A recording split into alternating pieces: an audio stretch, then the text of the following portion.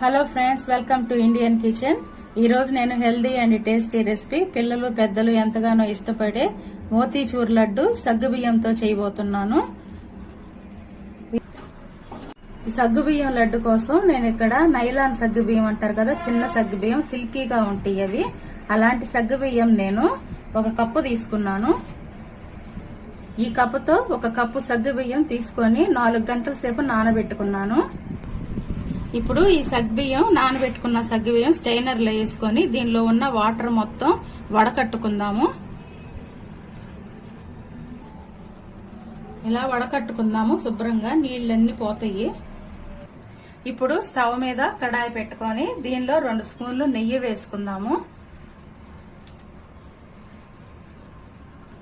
ఈ నెయ్యి ప్యాన్ అంతా స్ప్రెడ్ అయ్యేటట్టుగా తిప్పుకుందాము. ఇప్పుడు దీనిలో నానబెట్టుకున్న